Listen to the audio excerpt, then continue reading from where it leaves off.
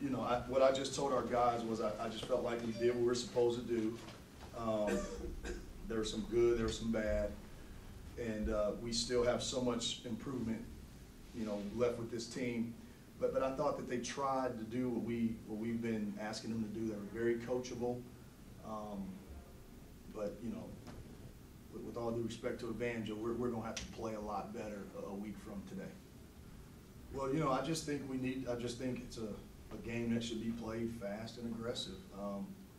This year our numbers are a little limited. So if we anticipate playing that hard, I don't know how long we can practice that hard. It's a long year, but that's our brand of basketball, and it's not always, like, we're not always hunting wins and losses right now. We're trying to get our culture established and our brand of basketball just as a norm. And I thought tonight, again, they tried to do what we've asked them to do. The amount of three-pointers tonight, is that something you like? You want to see them do that? So I'd like to shoot 30. I'd like to shoot better ones. We shot 29 tonight, but I'd like to shoot better ones. And I think that I want other guys, you know, a couple other guys need to shoot them. You know, tonight, Craig was 1 of 5, and we still made 8 of them. I mean, if we're making 10 or 11, that's probably going to lead the league. I mean, it's going to be close. What we preach is open three, a free throw, or layup, right?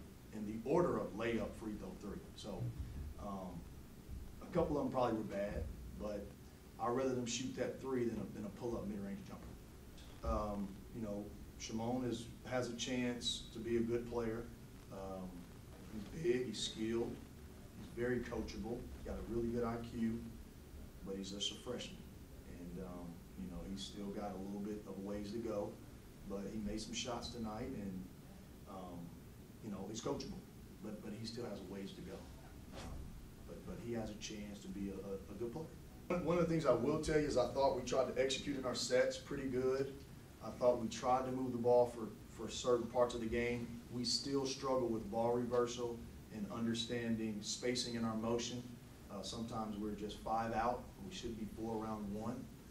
And we're having a hard time right now being physical enough, being disciplined enough to cut to the rim, whether it's a curl, back cut, slip screen. So we've got a lot of work to do offensively. We got a lot of work to do. But they have run our sets pretty good, and we spent a lot of time on it. But we need to spend some more time on our motion in half court. Well, I thought we really came out with our hair on fire, and that's kind of what we are preaching here. Play with your hair on fire, and I thought we came out with our hair on fire. We extended catches.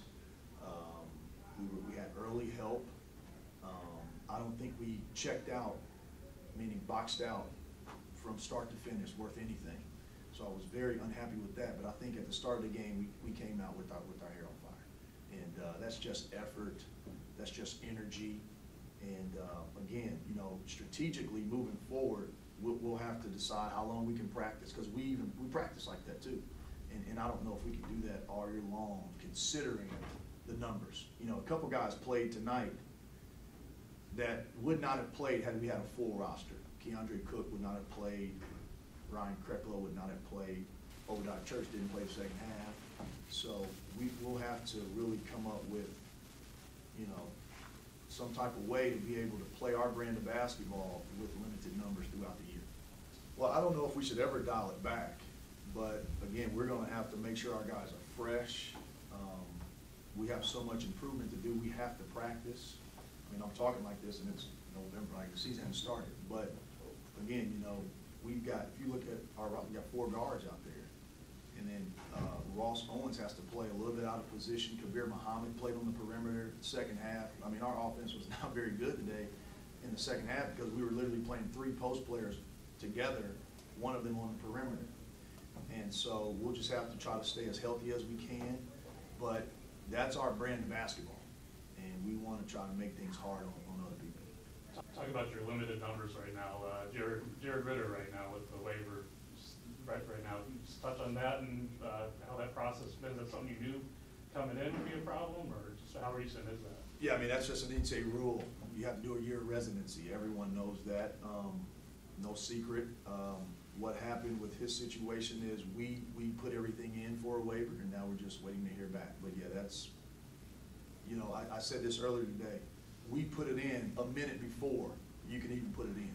So as soon as everything was ready to put in, it was in, and if they give him a waiver, then great, and if not, he'll play when the semester's over. Well, we've planned all year not having those guys, so it's not frustrating. If we get them, it's just, for us, it's just, you know, better, right? We play even harder. You know, more guys can play. Like, you know, Keandre Cook would come out for all those missed checkouts tonight. You know, that's kind of what we would do. So we've planned on all those guys sitting out, every last one of them, and that's how we'll continue to do it. Yeah, if they can play, you know, they're going to play. But that's, again, you know, we run a pretty simple program, especially defensive rebounding, right? Now, offensively, they've been practicing every day, anticipating the chance to play. But as coaches, when we meet, we strategize without them, so they'll be able to just plug themselves in. You know, I wasn't as nervous as I thought I was going to be honest. I've been busy today too, so I hadn't really thought about the game a lot.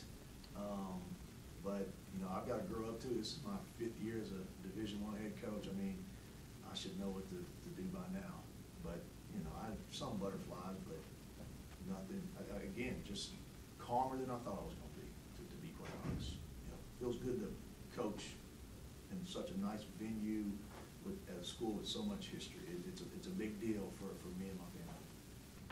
Kind of talking about Coach Gibson, you know, you guys made the decision to keep him, and then, you know, how has he helped you, you know, prepare for this moment, prepare for the season? Yeah, you know, he's done a good job in his role, as well as our other coaches. But, you know, Coach Gibson kind of knows the ins and outs around, and we try to run things through him. We didn't come in with this mindset of changing everything, right? If it wasn't broken, we didn't change it.